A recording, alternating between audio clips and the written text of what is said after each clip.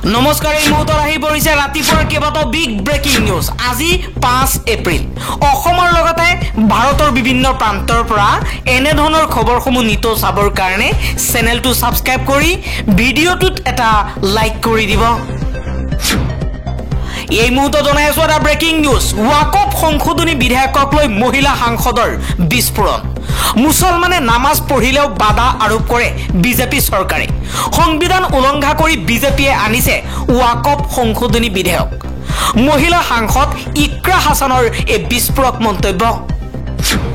পৰৱৰ্তী খবৰ, ওয়াকফ মুছলমানৰ ইবাদতৰ স্থান আৰু বিজেপিয়ে এই ভুল আইনৰ জৰিয়তে মুছলমানৰ মছজিদ, দৰগাহ, কবৰস্থান আৰু খানকা কাঢ়ি নিব বিচাৰিছে। ওয়াকফ সংশোধনী বিধেয়ক আইনত পৰিণত হলে কি ক্ষতি হ'ব সেই কথা উল্লেখ কৰিলে আসাদুদ্দিন ওৱেইছিয়ে কৈছে যে এতিয়া আমি এই ওয়াকফ বিধেয়কৰ বিৰুদ্ধে ন্যায়ালয়ৰ কাষ চাপিম। আসাদুদ্দিন ওৱেইছিয়ে ওয়াকফ এমেণ্ডমেণ্ট বিলৰ বিৰুদ্ধে উচ্চতম ন্যায়ালয়ত আবেদন দাখিল কৰিছে। এই অসাংবিধানিক বিধেয়কখনৰ বিৰুদ্ধে সকলো আইনী যুদ্ধ AIM-IM যুঁজিব বুলি মন্তব্য কৰিছে আসাদুদ্দিন ওৱেইছিয়ে। পৰৱৰ্তী খবৰ, NRCৰ প্ৰাক্তন ৰাজ্যিক সমন্বয়ক প্ৰতীক হাজেলাৰ বিৰুদ্ধে গোচৰ ৰুজু। 309/25 নম্বৰত গোচৰ ৰুজু দিছপুৰ আৰক্ষীৰ। গীতিকা ভট্টাচাৰ্য নামৰ এগৰাকী মহিলাৰ এজাহাৰৰ ভিত্তিত আদালতৰ নিৰ্দেশত গোচৰ ৰুজু কৰা হৈছে। প্ৰতীক হাজেলাৰ বিৰুদ্ধে NRC উন্নীতকৰণত অনিয়মৰ অভিযোগ। আন এটা খবৰ, ৰাভা হাছং স্বায়ত্ত সাহিত্য পৰিষদৰ নিৰ্বাচনত বিজেপি মিত্ৰজোঁটৰ বৃহৎ জয়। 36টা পৰিষদীয় সমষ্টিৰ 34টাতেই জয়লাভ কৰিছে বিজেপিয়ে আৰু কংগ্ৰেছে জয় কৰিছে মাত্ৰ এটা পৰিষদীয় সমষ্টি। পৰৱৰ্তী খবৰ, গুৱাহাটী মহানগৰীৰ ফাঁচী বজাৰৰ জেল ৰোডত ধন লুটৰ ঘটনা। ATMত টকা উলিয়াবলৈ গ'লে আপুনি সাৱধান হ'ব লাগিব। ATMত এজন লোকৰ চকুত জলকীয়াৰ গুৰি ছটিয়াই দুৰ্বৃত্তই লুটিলে 6 লাখ টকা। ইউনিয়ন বেংকৰ ATMত জমা কৰিবলৈ নিছিল টকাখিনি। আন এটা খবৰ, এটাৰ পাছত এটাকৈ গোচৰ ৰুজু কৰা হৈছে ওয়াকফ সংশোধনী বিধেয়কৰ বিৰুদ্ধে। ওয়াকফ সংশোধন বিধেয়কৰ বিৰুদ্ধে প্ৰথমখন আবেদন দাখিল উচ্চতম ন্যায়ালয়ত। আপত্তি দৰ্শাই কংগ্ৰেছ সাংসদ মোহাম্মদ জায়েদৰ আবেদন। বিধেয়কখনে মৌলিক আৰু ধৰ্মীয় অধিকাৰ খৰ্ব কৰাৰ অভিযোগ তুলি এই আবেদন দাখিল কৰিছে সাংসদ মোহাম্মদ জায়েদে। আন এটা খবৰ, ওয়াকফ সংশোধনী বিধেয়কক সমৰ্থন কৰি বিপদত নীতিশ কুমাৰ। 24 ঘণ্টাত 5জনকৈ JDUৰ নেতাই দল ত্যাগ কৰিছে। নীতিশ কুমাৰৰ সংগ এৰিছে এজনকৈ মুছলমান নেতাই। বিহাৰ নিৰ্বাচনৰ পূৰ্বে মুছলমানৰ সমৰ্থন হেৰুৱাব নেকি নীতিশ কুমাৰে? 24 ঘণ্টাত 5জনকৈ সক্ৰিয় নেতাই নীতিশ কুমাৰৰ সংগ এৰিছে। পৰৱৰ্তী খবৰ, ফাঁচী বজাৰৰ ডকাইতিৰ নাটক কৰা অনিল শৰ্মাক গ্ৰেপ্তাৰ। ঘৰৰ ছাদত টকা লুকুৱাই ৰাখি ৰচিছিল ডকাইতিৰ নাটক। বামুণী মৈদামৰ ঘৰৰ পৰা আৰক্ষীয়ে উদ্ধাৰ কৰে 6,28,000 টকা। অনিলৰ এই নাটকেৰে জড়িত আন এজনক চিনাক্ত কৰিছে আৰক্ষীয়ে। পৰৱৰ্তী খবৰ, ওয়াকফ সংশোধনী বিধেয়কৰ বিৰুদ্ধে ৰাজ্যজুৰি আৰম্ভ হৈছে প্ৰতিবাদ। এই বিধেয়কখন আইনত পৰিণত হলে মুছলমান সমাজৰ অধিকাৰ খৰ্ব হ'ব বুলি প্ৰতিবাদ কাৰ্যসূচী ৰূপায়ণ কৰিছে আমছু, নেমছু আৰু ABMছুৱে। জিলাই জিলাই প্ৰতিবাদী কাৰ্যসূচী ৰূপায়ণ কৰি জংগী আন্দোলনৰ হুংকাৰ দল সংগঠনৰ। আমছুৱে কৈছে, মুছলমানক হাৰাশাস্তি কৰি বিজেপিয়ে মুছলমানৰ মাটি সম্পত্তি চৰকাৰীকৰণ কৰি মছজিদ, মাদ্ৰাছা, কবৰস্থান আৰু দৰগাহসমূহ ধ্বংস কৰিব বিচাৰিছে। গতিকে এই বিজেপি চৰকাৰৰ ষড়যন্ত্ৰমূলক নতুন কাহিনীক আমি কেতিয়াও বাস্তৱত ৰূপায়ণ হ'বলৈ নিদিওঁ বুলি হুংকাৰ দিছে আমছুৱে। পৰৱৰ্তী খবৰ, ৰাজ্যিক কৰ্মচাৰী আৰু পেঞ্চনাৰসকলৰ বাবে ভাল খবৰ দিলে মুখ্যমন্ত্ৰী হিমন্ত বিশ্ব শৰ্মাই। কিছু সময় পূৰ্বে মুখ্যমন্ত্ৰী হিমন্ত বিশ্ব শৰ্মাই ফেচবুকত এটা পোষ্টত তেওঁ কৈছে যে আমাৰ ৰাজ্যিক কৰ্মচাৰী আৰু পেঞ্চনাৰসকলৰ বাবে বিহু বিশেষ উৎসাহৰ বতৰা। অসমৰ প্ৰগতিত গুৰুত্বপূৰ্ণ অৱদান আগবঢ়োৱা সকলো চৰকাৰী কৰ্মচাৰীৰ কঠোৰ পৰিশ্ৰমৰ বাবে আমি গৌৰৱান্বিত। অসম কেবিনেটে ৰাজ্য চৰকাৰৰ কৰ্মচাৰী আৰু পেঞ্চনাৰসকলৰ মৰগীয়া সাহায্যৰ হাৰ 53ৰ পৰা 55% বৃদ্ধি কৰাৰ সিদ্ধান্ত গ্ৰহণ কৰিছে। 1 জানুৱাৰী 2025ৰ পৰা কাৰ্যকৰী হোৱাকৈ গ্ৰহণ কৰা এই সিদ্ধান্তই 7,38,000ৰো অধিক কৰ্মচাৰী পেঞ্চনাৰক লাভান্বিত কৰিব। 55% মৰগীয়া সাহায্য প্ৰদান কৰা অসম দেশৰ ভিতৰতে প্ৰথমখন ৰাজ্য হিচাপে পৰিগণিত হৈছে বুলি মন্তব্য কৰিছে মুখ্যমন্ত্ৰী শৰ্মাই। আন এটা খবৰ, আমেৰিকাৰ পাছত সৰব হৈ পৰিছে ৰঙা চীন। 10 এপ্ৰিলৰ পৰা আমেৰিকাৰ সকলো আমদানিৰ ওপৰত চীনে আৰোপ কৰিব 34% শুল্ক। শুকুৰবাৰে চীনে ঘোষণা কৰিছে 10 এপ্ৰিলৰ পৰা আমেৰিকাৰ সকলো আমদানিৰ ওপৰত 34% শুল্ক আৰোপ কৰিব। উল্লেখ্য যে চীনৰ এই নতুন শুল্কৰ হাৰ আমেৰিকাই আৰোপ কৰা প্ৰতিশোধমূলক শুল্কৰ সৈতে একেই। এই সপ্তাহত ট্ৰাম্পে চীনৰ ৰপ্তানিৰ ওপৰত 34% শুল্ক ঘোষণা কৰিছে। বেইজিঙৰ বাণিজ্য মন্ত্ৰণালয়েও এক বিবৃতিত কৈছে যে চীনে আন কিছুমান আপুৰুগীয়া ধাতুৰ ওপৰত ৰপ্তানি নিয়ন্ত্ৰণ বৃদ্ধি কৰিব।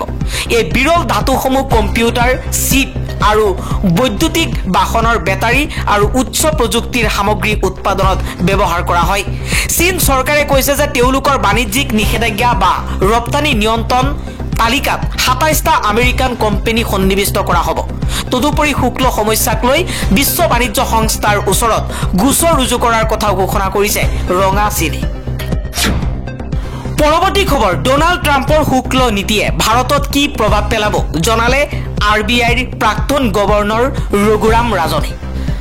আমেৰিকাৰ ৰাষ্ট্ৰপতি ডোনাল্ড ট্ৰাম্পে ভাৰতকে ধৰি প্ৰায় 60খন দেশৰ ওপৰত পাৰস্পৰিক শুল্ক আৰোপ কৰাৰ সিদ্ধান্ত লৈছে। ভাৰতৰ ওপৰত 27% পৰ্যন্ত শুল্ক আৰোপ কৰা হৈছে। এই পৰিস্থিতিত ভাৰতীয় ৰিজাৰ্ভ বেংকৰ প্ৰাক্তন গভৰ্ণৰ ৰঘুৰাম ৰাজনে বৃহস্পতিবাৰে ট্ৰাম্প প্ৰশাসনৰ এই সিদ্ধান্তৰ প্ৰতিক্ৰিয়া প্ৰকাশ কৰি কয় যে এই কৌশলে আমেৰিকাৰ বাবে ওলোটা ফল দিব পাৰে। তেওঁৰ মতে ভাৰতৰ ওপৰত এই শুল্কৰ প্ৰভাৱ সীমিত হ'ব। ৰঘুৰাম ৰাজনে লগতে কৈছে যে আমেৰিকা প্ৰশাসনে 10%ৰ পৰা 50%লৈকে অতিৰিক্ত মূল্যবৃদ্ধি শুল্ক ঘোষণা কৰাটোৱে সকলো বাণিজ্যিক অংশীদাৰক প্ৰভাৱিত কৰিব পাৰে, কিন্তু ভাৰতৰ পৰিস্থিতি তুলনামূলকভাৱে ভাল হ'ব পাৰে। ৰাজনৰ মতে এই পৰিস্থিতি ভাৰতৰ বাবেও এক সুযোগ হ'ব পাৰে, কিয়নো বিশ্বৰ মূলধন এনে বজাৰৰ ফালে আকৰ্ষিত হ'ব য'ত স্থিতিশীলতা আৰু ভাল লাভৰ সম্ভাৱনা আছে, আৰু ভাৰত বৰ্তমান সেই বজাৰসমূহৰ ভিতৰত অন্যতম। ভাৰতীয় ৰিজাৰ্ভ বেংকৰ এই প্ৰাক্তন গভৰ্ণৰ তথা বিশিষ্ট অৰ্থনীতিবিদ ৰঘুৰাম ৰাজনে আমেৰিকাৰ শুল্ক নীতিৰ প্ৰতিক্ৰিয়া প্ৰকাশ কৰি ইয়াক আত্মঘাতী পদক্ষেপ বুলি অভিহিত কৰিছে। পৰৱৰ্তী খবৰ, পৰীক্ষাৰ সলনি নিৰ্বাচন শেষ হ'ব, বাতিল উচ্চতৰ মাধ্যমিকৰ প্ৰথম বৰ্ষৰ পৰীক্ষা। শুকুৰবাৰে অসম ৰাজ্যিক বিদ্যালয় শিক্ষা পৰিষদে এক জাননীযোগে সদৰি কৰিছে এই কথা। অসম ৰাজ্যিক বিদ্যালয় শিক্ষা পৰিষদে জাৰি কৰা জাননীত উল্লেখ কৰা অনুসৰি শুকুৰবাৰে অসম ৰাজ্যিক বিদ্যালয় শিক্ষা পৰিষদত অনুষ্ঠিত বৈঠকত পৰীক্ষা সন্দৰ্ভত সিদ্ধান্ত গ্ৰহণ কৰা হৈছে। পঞ্চায়ত নিৰ্বাচন প্ৰক্ৰিয়াৰ পিছত বাকী পৰীক্ষা অনুষ্ঠিত কৰাটো অতি কঠিন হ'ব, সেইবাবে বোৰ্ডে বাকীবোৰ পৰীক্ষা বাতিল কৰাৰ সিদ্ধান্ত গ্ৰহণ কৰিছে। অৱশ্যে পৰীক্ষা সম্পূৰ্ণ কৰিবলৈ কেতবোৰ প্ৰক্ৰিয়া গ্ৰহণ কৰা হ'ব।